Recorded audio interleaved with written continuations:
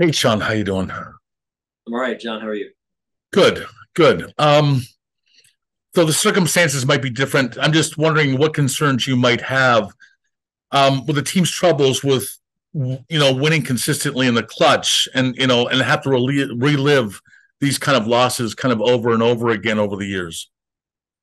Well, it's tough. The NFL is built for parity and for close games, and we've been in some close games this year. In particular, every one of our losses, as you well know, John, and so we have an opportunity to close games out or pull away. Those are the things that we're studying as of this morning, and again, we'll study them tonight as a staff and making sure that we continue to close that gap moving forward for our team.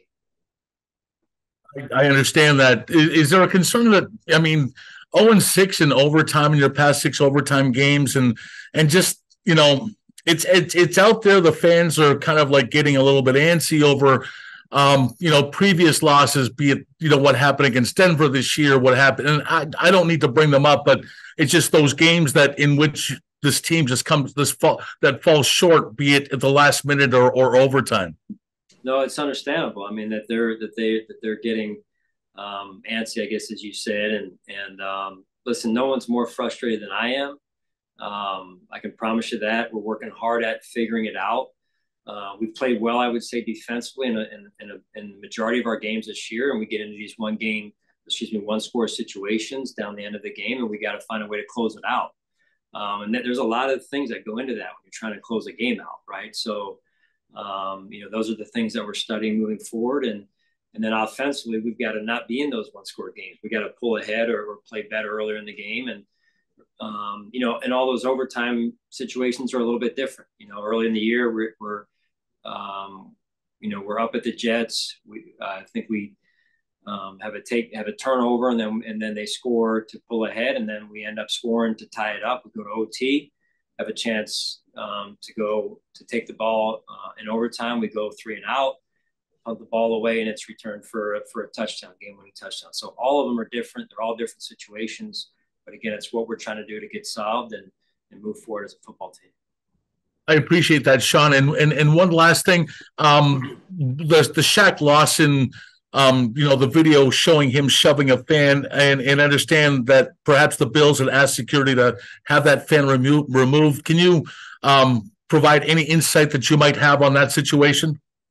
Yeah, obviously a very unfortunate situation. I was brought into the loop on it this morning about the incident that took place during the game, and it's unfortunate that would go on during a game in particular. And what I'm aware of is that people were asked to have the fan removed, and nothing was done. So at the end of the day, that's not for us to concern ourselves with at this point, and it's just unfortunate overall that would be taking place during a game.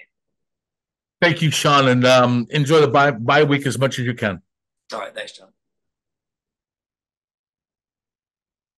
Hi, Sean. I was going to ask you about the Shaq Lawson situation, but since you just addressed that, I would just follow John's line of questioning. When we talked to you after the game yesterday, I think the line you used was hindsight's 2020 with regard to. I think you were talking about the kneel at the end with 20 seconds left or whatever. As you've looked at this and kind of assessed it, and maybe you said you're studying the situation, the close games, some of the reasons behind it. Have you identified any trends? Every situation's obviously different, but have you come to any conclusions about trends that you can correct? And maybe would you make a different decision at any point looking back on yesterday?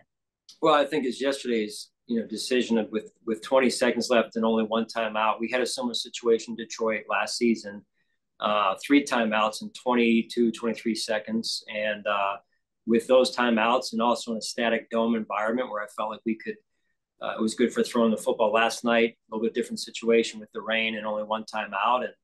And just felt like, hey, I used that timeout to try and ice the kicker, as they say. And obviously the guy hits a 59-yarder. So we were down to one timeout, and just felt like in that situation that you're weighing risk and reward at that point, right? And so knowing that they had a field goal kicker, that if something dicey happens here with trying to go win the game, he's in position right away to win the game again in that situation. So anyway, believe me, I'm rolling that back a million times in my mind, and Hopefully we're in that situation again, but full confidence in the offense. Just felt like at that point in time with the rain the way it was, as I mentioned, their pass rush being as good as they are, felt like it was the best thing for us. All right, Sean, thank you. Yep. Hey, Sean, it's Jay with the Buffalo News. You sort of touched on it. Every game, plays out a bit differently, but 3 times this season, the defense has taken the field with, I think, less than 2 minutes to go. I'm thinking New England, Denver, and last night, with a chance to win the game if they can get off the field. As the play caller for that side of the ball this season, how much does it stick with you that in those situations they haven't been able to get the job done? Yeah, no, that's something that we take very seriously, that I take very seriously. And I think, like I said, the defense has played, for the majority of our season well enough to win. And in those situations, the game has changed quickly. If you think back to the New England game, they hit a screen that went for a chunk. Let's just call it a chunk, and it changed the complexion of the 2-minute right away. The first play of the Denver game, or Denver 2-minute, went for a chunk on a check down, which shouldn't happen. And then again, the complexion of the 2-minute changed. So last night, again, certain things that, whether it's call, whether it's execution, whether it's we had a chance to make a couple of plays. We were this close to making a couple of them. AJ had one, and then T-Dot had one with the catch fumble potential there. And we're this close. We just got to keep working and figure this out. Okay. I wanted to ask you about a couple of guys in particular. Puna has not been able to get a roster or a jersey on game day here too much lately at all. And then you guys brought in Leonard Fournette to the practice squad. It seemed like maybe there was a plan for him. He has not been elevated. What has gone into the decisions with those two guys when it comes to game day? Yeah, Puna has been here with us, as you know, since the spring. Puna's had opportunities to play, and so we evaluate that, and we evaluate weekly who gets the jerseys for game day. In Leonard's case, there's a player that has come in and done a nice job. Obviously, has a resume and a history around the league, and so we evaluate our players along with Leonard, and again in this case as well, who gets a jersey for game day, and we take it one week at a time. Okay, thank you, Sean. Have a good bye week. All right, you too. Hey, Sean. Obviously tough one in the second half on the back end. How would you evaluate, Micah and Jordan? Obviously, one storyline over the, going into this season was just them getting older and that part of the thing. How would you evaluate them last night and just overall their level of play this season?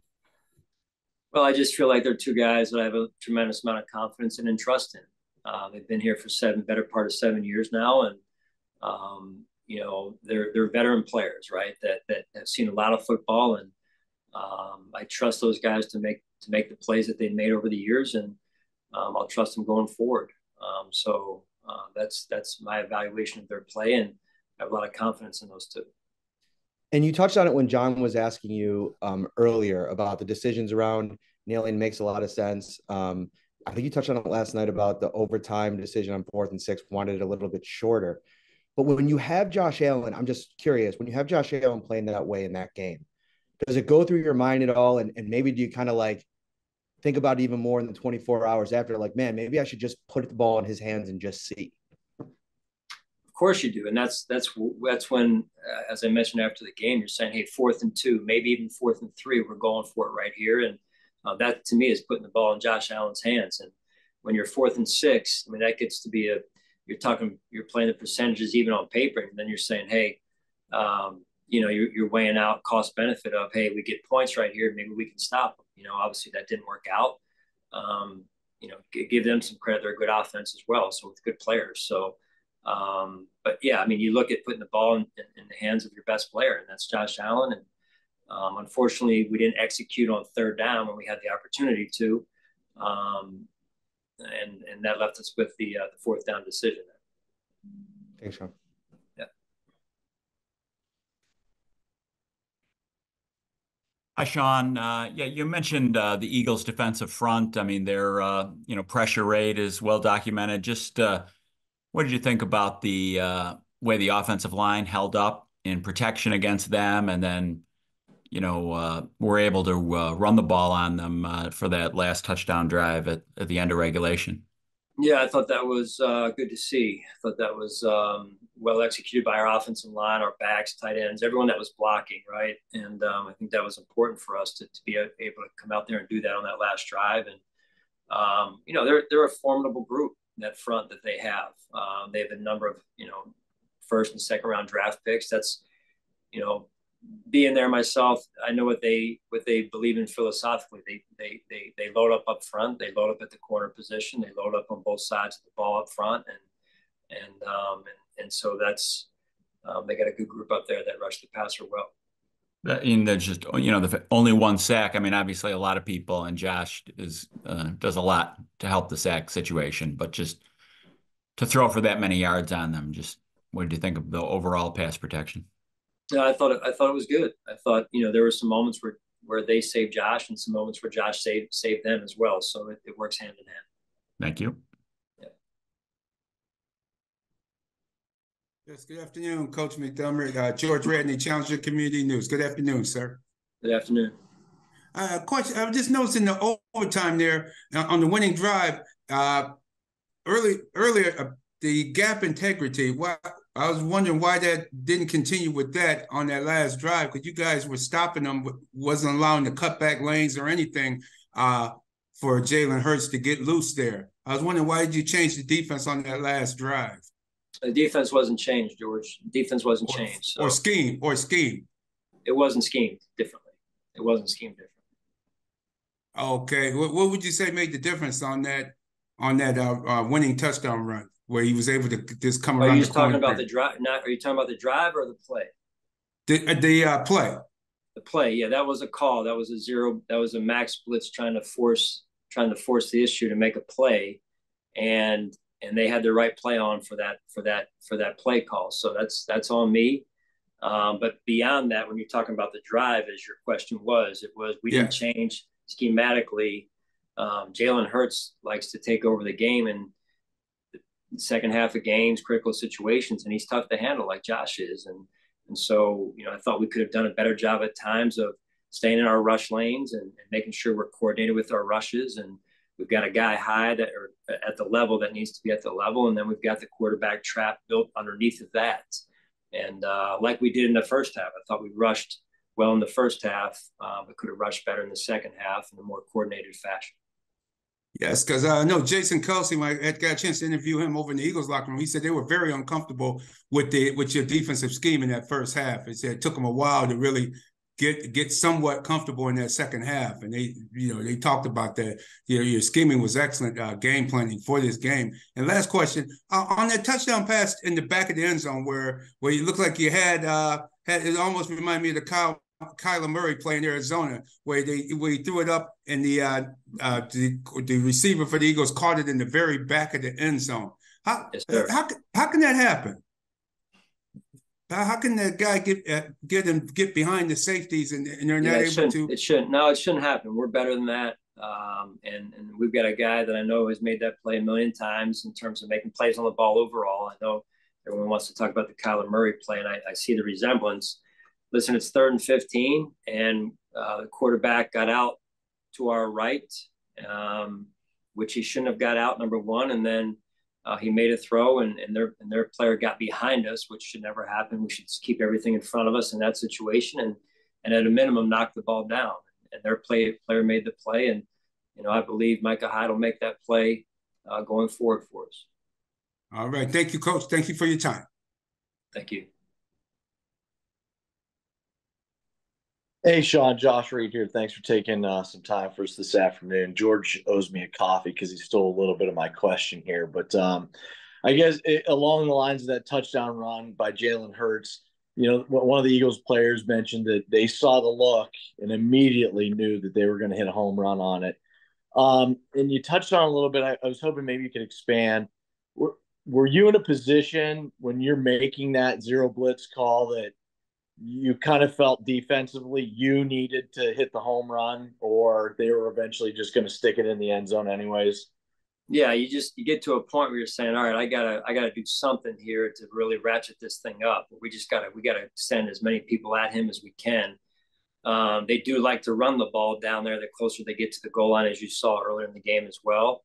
And you just got to do something to try and make something happen in that case, in that situation.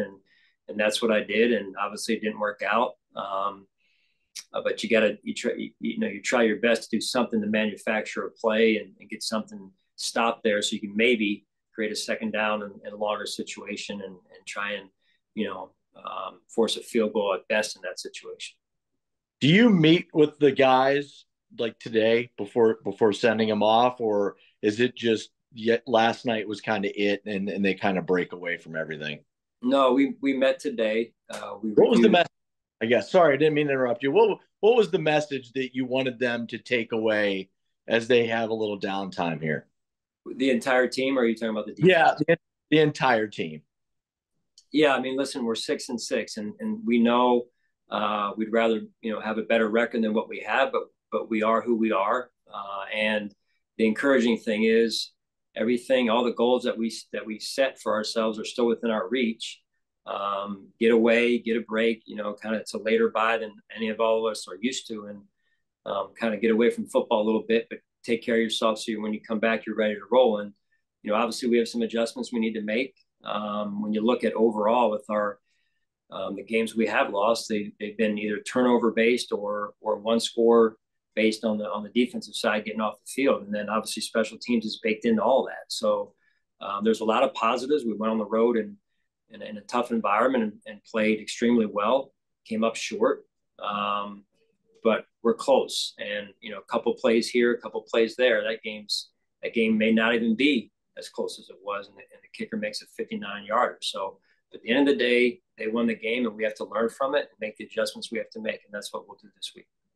All right. Thank you so much, Sean. Enjoy the bye week. Appreciate it. All right. Thanks, Josh. Coach, good afternoon. Mookie Hawkins, Waffle Sports Cincinnati. How you doing? I'm all right, Mookie. How are you? I'm good. And first and foremost, Coach, I want to say, that suit you had on, what I mean, getting on that plane, that was, I'm quite sure you got Stephon Diggs' approval on that. But overall, how was your trip heading back home, just meeting with family, if I may start with that? Yeah, I mean, I was able to see my parents and everything, which is nice, and my brother's family. So I'm grateful for that. Absolutely, man. You guys played well. Despite the penalties in that first half, what were your thoughts on where you thought your team was and where it needed to be going into the second half? Well, I thought we started off extremely well on defense. I mean, 2 short fields, garnered 14 points for the offense, and our team, we led 17.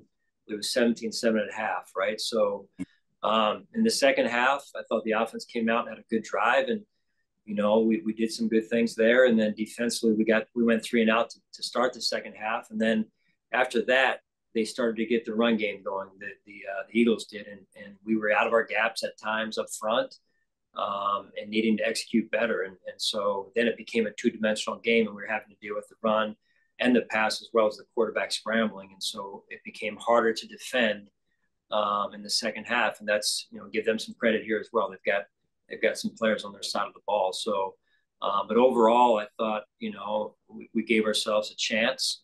There's certainly things we can improve on, and you saw that down the stretch. And that's what we're working on this week.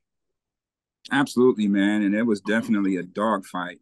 But on like that 3rd and 4th play, it looked like you guys were in lock to the field side, zone to the boundary. And you talk about it all the time about, just executing. It's just as simple as that, right, Coach? And did Douglas stay a little bit too attached to Brown there to cover short outside, or did Dodson alignment didn't allow him to carry over in the flats deep enough there?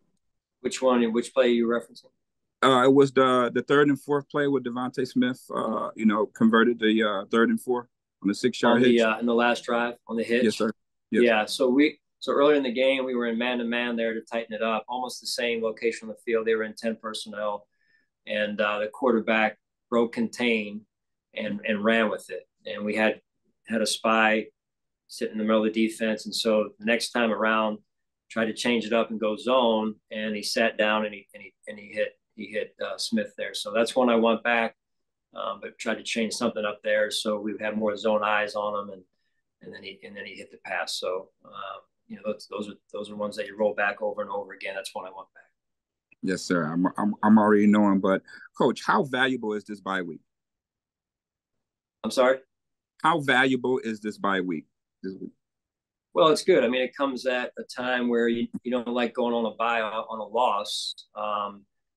Having said that, it's been our bye is as late as it's ever been in my career in the NFL, and so I think it's needed.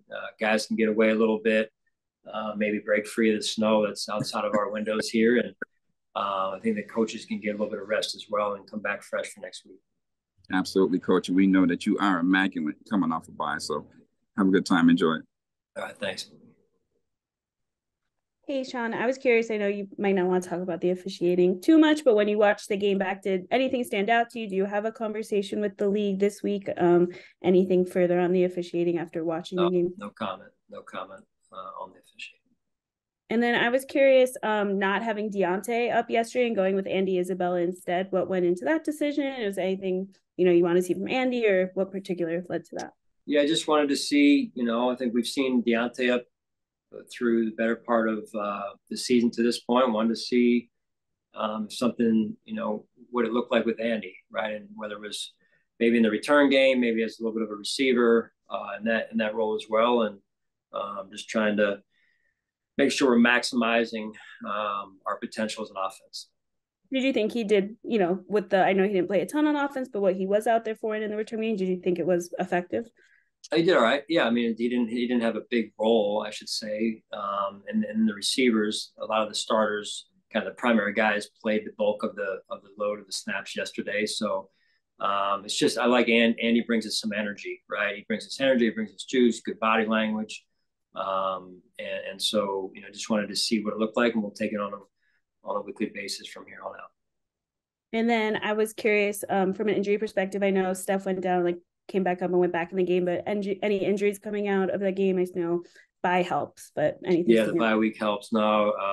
Again, Taylor Rapp still, was, dealing with it, didn't play with the neck, and then Dane in the concussion protocol. So, everyone else finished the game, and Dawson Knox, we'll see what happens coming off the bye with his return. Thanks, Sean. Appreciate it. Yeah.